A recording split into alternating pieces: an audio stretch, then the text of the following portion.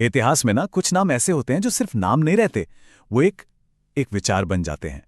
आज हम बात करेंगे 17वीं सदी के भारत के एक ऐसे ही महानायक की, एक ऐसी शख्सियत जिन्होंने सिर्फ युद्ध नहीं जीते बल्कि एक पूरे साम्राज्य की नींव एक सपने पर रखी, और वो नाम है छत्रपति शिवाजी महाराज। अच्छा, कभी सोचा है कि एक बहुत बड़े साम्राज्य की नींव आखिर रखी कैसे जाती है? क्या इसकी शुरुआत होती है बड़ी बड़ी सेनाओं से या फिर ऊंचे ऊंचे महलों से? नहीं, असल में अक्सर इसकी शुरुआत होती है बस एक विचार से, एक आइडिया जो किसी एक इंसान के दिमाग में जन्म लेता है। और वो विचार था स्वराज्य का, मतलब अपना राज, अपना शासन। एक ऐसा सपना जिसे छत्रपति शिवाजी महाराज ने सिर्फ देखा ही नहीं बल्कि अपनी तलवार और अपनी जबरदस्त बुद्धि से हकीकत में बदल दिया। तो चलिए उनकी इसी कमाल की यात्रा को जरा और करीब से जानते हैं। तो सबसे पहले बात करते हैं स्वराज्य के उस सपने की। देखिए, हर बड़ी कहानी की एक शुरुआत होती है ना? तो चलिए सबसे पहले ये समझते हैं कि स्वराज्य का ये इतना शक्तिशाली विचार आखिर आया कहां से और कैसे इसने एक नौजवान के दिल दिमाग में अपनी जड़ें जमाई। तो ये कहानी शुरू होती है साल 1630 में शिवनेरी के किले से। यहीं पर शिवाजी महाराज का जन्म हुआ था। देखिए, विरासत में उन्हें अपने पिता शाहजी भोसले से मिली बहादुरी और अपनी मां जीजाबाई से मिली एक गहरी सोच, एक विजन, और यही दूरदृष्टि आगे चलकर उनकी सबसे बड़ी ताकत बनने वाली थी। कहते हैं ना, पहली गुरु मां होती है। शिवाजी के चरित्र की नींव किसी महल में नहीं बल्कि अपनी मां जीजाबाई की सुनाई कहानियों में रखी गई थी। वो उन्हें रामायण और महाभारत के किस्से सुनाती थीं, और उन्हीं कहानियों से उन्होंने शिवाजी के मन में धर्म और स्वराज्य का वो बीज बो दिया जो आगे चलकर एक बहुत बड़ा पेड़ बनने वाला था। तो सपना तो देख लिया, लेकिन सपना तब तक सपना ही रहता है जब तक उसे हकीकत में बदलने के लिए पहला कदम न उठाया जाए। तो अब बात करते हैं किलों की और पहली जीत की। देखते हैं कि शिवाजी ने अपने स्वराज्य के सपने को सच करने की शुरुआत आखिर की कैसे। बात है साल 1645 की। ये कोई मामूली साल नहीं था। ये वो साल था जब सिर्फ एक टीनेजर ने अपने कुछ गिने चुने साथियों के साथ एक ऐसे काम कर दिखाया जिसने बड़ी बड़ी सल्तनतों को हिलाकर रख दिया। अब स्वराज्य का सपना सिर्फ एक सोच नहीं रहा था, वो हकीकत बनने की राह पर निकल चुका था। और ये शुरुआत हुई तोरणा के किले की जीत से। देखिए, ये सिर्फ एक किले पर कब्जा करना नहीं था, नहीं, ये उस समय की दो सबसे बड़ी ताकतों मुगल और आदिल शाही सल्तनत को सीधी सीधी चुनौती थी। कह सकते हैं कि मराठा साम्राज्य की नींव का जो पहला पत्थर था वो यहीं रखा गया था। अच्छा, किले जीतना तो एक बात है, लेकिन उन्हें बड़ी बड़ी सेनाओं से बचाए रखना वो बिल्कुल अलग बात है। तो अब बात करते हैं चतुराई से लड़ी गई लड़ाइयों की।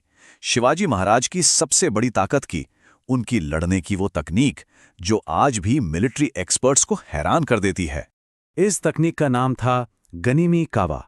ये एक तरह की गुरिल्ला वॉरफेयर टैक्टिक थी जो 3 चीजों पर टिकी थी: स्पीड, सरप्राइज और अपने इलाके की पूरी जानकारी। यही उनकी कामयाबी का, आप कह सकते हैं, सीक्रेट था, खासकर बड़ी और ताकतवर सेनाओं के खिलाफ। अब सवाल है कि ये काम कैसे करता था? बहुत सिंपल। पहला स्टेप, अचानक हमला करो। दूसरा, उतनी ही तेजी से गायब हो जाओ। और तीसरा, दुश्मन को संभलने का मौका ही मत दो, उसे थका थका कर तोड़ दो। बस इसी रणनीति ने उनकी छोटी सी सेना को इतनी ताकत दी कि वो बड़ी बड़ी फौजों पर भारी पड़ जाती थी।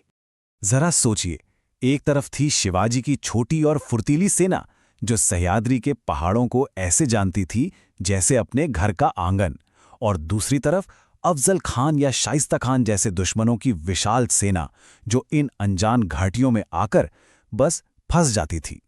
प्रतापगढ़ की लड़ाई इसका सबसे बेहतरीन उदाहरण है, जहां शिवाजी महाराज ने यह साबित कर दिया कि जंग सिर्फ ताकत से नहीं, दिमाग से जीती जाती है। तो लड़ाइयां तो जीत लें, लेकिन अब युद्ध के मैदान से आगे बढ़ते हैं और राजकाज की बात करते हैं, क्योंकि शिवाजी महाराज का मकसद सिर्फ जीतना नहीं था बल्कि एक ऐसा राज बनाना था जहां सबके साथ न्याय हो। और फिर आया साल 1674। रायगढ़ के किले में इतिहास रचा जा रहा था। शिवाजी महाराज का राज्याभिषेक हुआ और उन्होंने छत्रपति की उपाधि धारण की। यह सिर्फ एक राजा की ताजपोशी नहीं थी, ये पूरी दुनिया के लिए एक ऐलान था कि अब दक्कन में एक आजाद, एक संप्रभु मराठा साम्राज्य खड़ा हो चुका है। और छत्रपति के तौर पर उनका शासन सच में अपने समय से बहुत आगे था। उन्होंने किसानों को जमींदारों से बचाया, सख्त आदेश दिए कि जंग के दौरान भी महिलाओं का सम्मान और उनकी सुरक्षा सबसे ऊपर रहेगी। सभी को अपने अपने धर्म को मानने की पूरी आज़ादी दी और एक प्रोफेशनल डिसिप्लिन सेना बनाई। सही मायने में ये एक ऐसा राज था जो अपनी प्रजा की भलाई के लिए काम करता था। और उनका एक और कदम तो कमाल का था, बहुत दूर की सोच वाला। उन्होंने भारत की पहली ऑर्गेनाइज्ड नेवी यानी नौसेना बनाई। वो ये बात अच्छी तरह जानते थे कि खतरा सिर्फ जमीन से नहीं, समंदर के रास्ते से भी आएगा। और उनकी इसी नेवी ने कोंकण के तटीय इलाकों को पुर्तगालियों और अंग्रेजों जैसी विदेशी ताकतों से महफूज रखा। तो अब आते हैं कहानी के आखिरी हिस्से पर, उनकी विरासत पर। देखिए, शासक तो आते जाते रहते हैं, है ना? लेकिन उनकी विरासत, उनका लेगेसी, वो हमेशा जिंदा रहती है। तो चलिए ये समझते हैं कि शिवाजी महाराज आज भी हमारे लिए इतने जरूरी क्यों हैं। 3 अप्रैल 1680 इस दिन शिवाजी महाराज ये दुनिया छोड़कर चले गए, लेकिन जो स्वराज्य का विचार उन्होंने जगाया था वो अमर हो गया। वो खुद भले ही चले गए, पर उनकी दी हुई सोच, उनकी विरासत हमेशा हमेशा के लिए जिंदा रह गई। तो आखिर क्या है शिवाजी महाराज की विरासत? वो सिर्फ एक राजा नहीं थे, वो हिम्मत की एक मिसाल हैं, वो इंसाफ की एक उम्मीद हैं, और इस बात का सबसे बड़ा सबूत है कि अगर इरादे पक्के हों और हौसले बुलंद, तो एक छोटी सी चिंगारी से भी एक बहुत बड़ा साम्राज्य खड़ा किया जा सकता है। तो आखिर में ये कहानी हमें एक सवाल के साथ छोड़ जाती है कि कैसे एक इंसान का सपना एक पूरे साम्राज्य की, एक पूरी कौम की प्रेरणा बन सकता है। शायद यही एक मजबूत विजन,